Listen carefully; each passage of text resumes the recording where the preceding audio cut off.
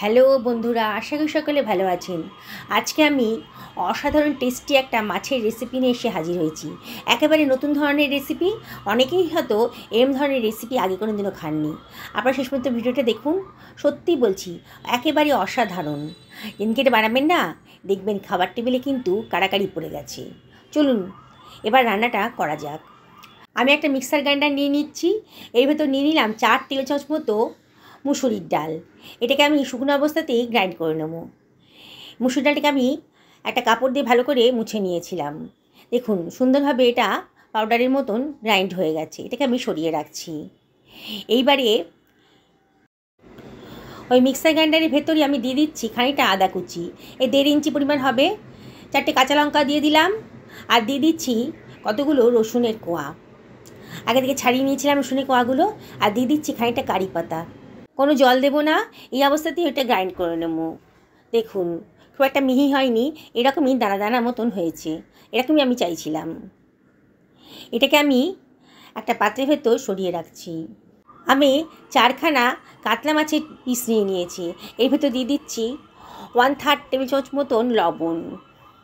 আর দিয়ে দিচ্ছি 1/2 টেবিল চামচ মতো হলুদের গুঁড়ো, 1/2 টেবিল চামচ মতো জিরের গুঁড়োও দিয়ে দিলাম।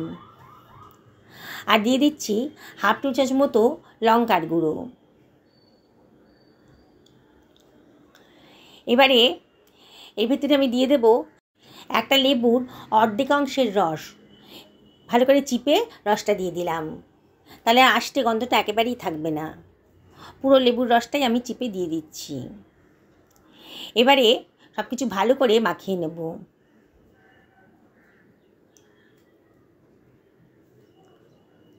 খুব ভালো করে মাখাতে হবে। যত ভালো করে মাখাবেন ততই কিন্তু রান্নার টেস্টটা বহুগুণ বেড়ে যাবে। এবার যে মশলাটা আমি বেটে রেখেছিলাম সেটা দিয়ে দিলাম, মানে আদা রসুনের পেস্টটা আর কি। ভালো করে দিয়ে দিলাম। দিয়ে আবারও সব কিছু ভালো করে মাছের গায়ের সঙ্গে মাখিয়ে নিচ্ছি। বন্ধুরা, রেসিপিটা বানানো একেবারেই সোজা, কিন্তু টেস্ট একেবারেই অসাধারণ। যেদিনকে বানাবেন না, মনে হবে আগে কেন জানতাম না। খাবার টেবিলে কিন্তু কাড়াকাড়ি পড়ে যাবে, এতটাই টেস্টি। খুব ভালো করে মশলাটার সঙ্গে মাছগুলোকে ভালো করে মাখিয়ে নিলাম। দেখুন খুব ধৈর্য সহকারে কিন্তু এটা মাখিয়ে নিতে হবে। এবার এটিকে আমি সরিয়ে রাখছি। এবারে মিনিট খানেক বাদে আমি এর ভেতর দিয়ে দিচ্ছি 1 টেবিল চামচ মতো মুসুর ডালের পাউডারটা। গ্রাইন্ড করে রেখেছিলাম যেটা, সেটা দিয়ে দিলাম। 1 টেবিল চামচ মতো দিয়ে দিয়েছি। দিয়ে মাছের গায়ে খুব ভালো করে মাখিয়ে নিচ্ছি। মাছের গাটা তো একটু ভেজা ভেজা আছে, মুসুর ডালটা তাই ভালো মতন মিশে যাবে মাছের সাথে। দেখুন খুব ঘষে ঘষে এটা আমি মাখিয়ে নিলাম। আবারও 1 টেবিল চামচ মতো মুসুর ডালের পাউডারটা আমি দিয়ে দিলাম। আবারও মাছের সাথে ভালো করে এটা মাখিয়ে নিচ্ছি। দেখুন একটা করে কোটিং পড়ে যাচ্ছে। খানিকক্ষণ রেস্ট দিয়ে দিয়ে এগুলো মাখালে পরে মাছের গায়ে বেশ ভালো মতো একটা কোটিং পড়ে যাবে, মুসুর ডালের কোটিংটা। দেখুন বন্ধুরা আমি কীভাবে বানাচ্ছি। আবারও মিনিট খানেক রেস্টে রেখে আবারও 1 টেবিল চামচ মতো মুসুর ডালের পাউডারটা আমি দিয়ে দিলাম। দিয়ে সব কিছু ভালো করে ঠেসে ঠেসে দিচ্ছি, যাতে কোটিংটা খুব ভালো মতন মাছের গায়ের সাথে বসে যায়। দারুণ টেস্টি একটা রেসিপি তৈরি হতে চলেছে বন্ধুরা। বললাম না, একেবারেই অজানা একটা রেসিপি। অনেকে হয়তো এরকম ধরনের রেসিপি আগে কোনো দিনও খাননি। আবারও মিনিট খানেক রেস্টে রেখে আমি আবারও 1 টেবিল চামচ মতো মুসুর ডাল দিয়ে দিলাম, মুসুর ডালের পাউডারটা আর কি। দেখুন সুন্দর একটা কোটিং পড়ে যাচ্ছে। এবার ওপর থেকে একটু সর্ষের তেল দিয়ে দিচ্ছি। খুব সুন্দর একটা টেস্ট আসবে এই জন্যে। আবারও খুব ভালো করে মাখিয়ে নিচ্ছি। দেখুন আমি কীভাবে বানাচ্ছি। বন্ধুরা, রেসিপিটা যদি ভালো লাগে তাহলে লাইক শেয়ার কমেন্ট করতে কিন্তু ভুলবেন না। আর নতুন বন্ধুদেরকে আমি রিকোয়েস্ট করব আমার চ্যানেলটা সাবস্ক্রাইব করার জন্যে। পাশে থাকা বেল আইকনটা অবশ্যই ক্লিক করে দেবেন, তাহলে আমার রান্নার নোটিফিকেশানটা আপনারা চটজলদি পেয়ে যাবেন। দেখুন খুব ভালো করে মাছের সাথে মুসুর ডালটাকে আমি চেপে চেপে বসিয়ে দিচ্ছি মাছের গায়ের সাথে আর কি। দেখছেন তো কত সুন্দর একটা লেয়ার পড়ে গেছে, বেশ মোটা সোটা একটা লেয়ার পড়ে গেছে। চেপে চেপে ধরলেই হবে সুন্দর করে বসে যাচ্ছে। দেখুন আমি কীভাবে বানালাম। এবার আমি এটাকে মিনিট 2 রেস্টে রাখবো। কড়াইতে তেল গরম করতে দিয়ে দিয়েছি। আজকে সর্ষের তেলেই রান্না করব। 4 টেবিল চামচ সর্ষের তেল দিয়ে দিলাম, আর 1 চিমটা লবণ দিয়ে দিলাম, তাহলে সর্ষের তেলে কাঁচা গন্ধটা আর থাকবে না। এবার দিয়ে দিচ্ছি কতগুলো শুকনো লঙ্কা, একটু ফ্রাই হতে দেব। সুন্দর একটা গন্ধ বেরোবে তেলের মধ্যে, শুকনো লঙ্কার গন্ধটাও কিন্তু বসে যাবে আর কি, সুন্দর গন্ধ বেরোবে। এবার লঙ্কাটা ভাজা হয়ে গেছে, আমি এটাকে সরিয়ে রাখছি অন্য একটা পাত্রের ভেতর। এবার ওই পাত্রের ভেতরেই আমি দিয়ে দেব কতগুলো কাঁচা লঙ্কা। কাঁচা লঙ্কাটাগুলোকে কিন্তু একটু চিড়ে নিয়েছি, নাহলে তেলে দিলে পরে খুব ফাটবে। কাঁচা লঙ্কাগুলোকে একটু ফ্রাই করে নিচ্ছি, নিয়ে এটাকে সরিয়ে রাখছি।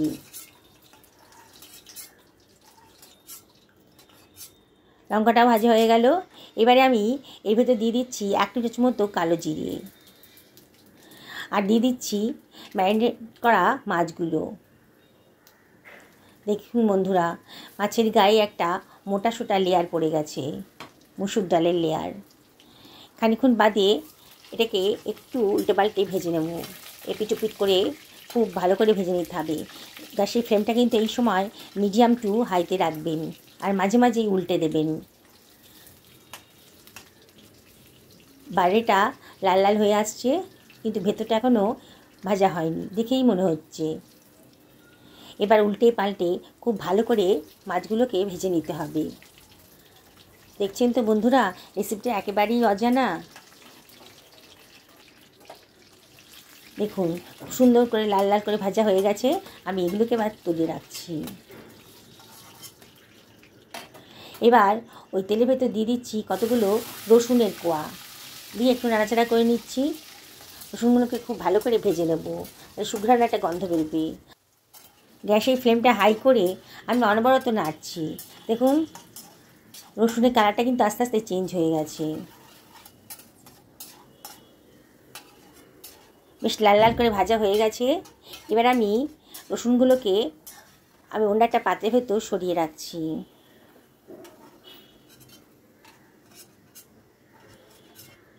বন্ধুরা, রসুনের পরিমাণটা একটু বাড়ানো থাকলে রান্নার রেসিপির টেস্টটা কিন্তু অনেক গুণ বেড়ে যাবে। আমি ওই তেলের ভেতর দিয়ে দিলাম কুচনো পেঁয়াজটাকে আমি একটু ফ্রাই করে নেব। সুন্দর একটু কালার আসবে বলে 1 চিমটা হলুদের গুঁড়ো আর 1 চিমটা লঙ্কার গুঁড়ো আমি এর ভেতর দিয়ে দিলাম। দিয়ে এটাকে ভালো করে ফ্রাই করে নিচ্ছি। দেখুন পেঁয়াজের কালারটা কিন্তু আস্তে আস্তে চেঞ্জ হয়ে যাচ্ছে।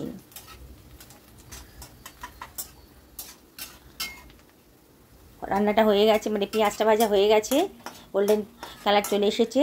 এবার এটাকে আমি সরিয়ে রাখছি।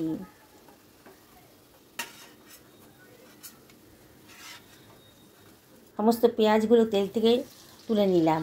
এবার আমি ওই তেলের ভেতর দিয়ে দিচ্ছি কেটে রাখা টমেটোটা। আমি 3খানা টমেটোকে মাঝখান দিয়ে কেটে রেখেছিলাম, সেটা দিয়ে দিলাম। এর ভিতর দিয়ে দিলাম সামান্য একটুখানি লবণ। এবার ঢাকা দিয়ে দিলাম মিনিট 3 জন্য হাই ফ্লেমে। 3 মিনিট বাদেই ঢাকাটা সরিয়ে দিয়েছি। দেখুন টমেটোটা কিন্তু অনেকটাই নরম হয়ে গেছে, একেবারে কিন্তু গলে যায়নি।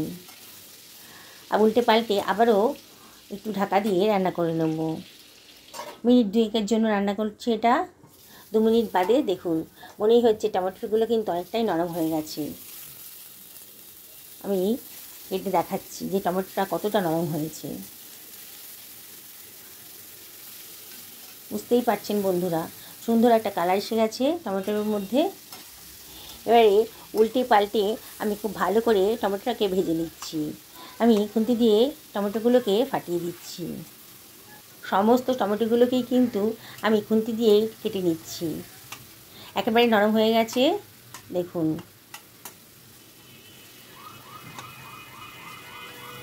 সুন্দরভাবে টমেটোটা কিন্তু মেখে নিতে হবে। এবার খুন্তি দিয়ে চেপে চেপে ধরে টমেটোগুলোকে ভালো করে ঘেটে নিয়েছি এবং অনবরত খুন্তি নাড়াচ্ছি। গ্যাসের ফ্লেমটা হাইতেই রেখেছি। দেখুন আস্তে আস্তে টমেটো কালারটা কিন্তু চেঞ্জ হয়ে গেছে। এবার এর ভেতর মিশিয়ে দিচ্ছি ভেজে রাখা পেঁয়াজটা, এর ভেতর দিয়ে দিলাম। বন্ধুরা, অসাধারণ টেস্টি একটা রেসিপি কিন্তু আজকে তৈরি হতে চলেছে।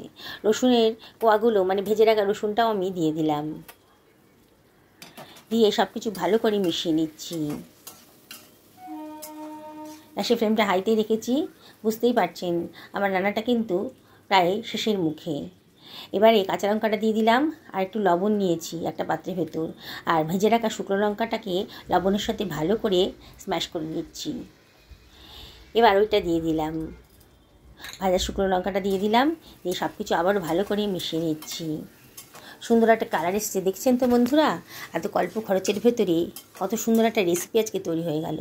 দেখুন, এবার কড়াই এই গ্যাসটা অফ করে দিয়ে আমি একটা সার্ভিং প্লেট এটা সার্ভ করে দিচ্ছি। কি অসাধারণ দেখতে হয়েছে, কি দেখেই খেতে ইচ্ছে করছে তো বন্ধুরা। এটা ভাতের সাথেও ভালো লাগবে, রুটি পরোটার সাথেও ভালো লাগবে।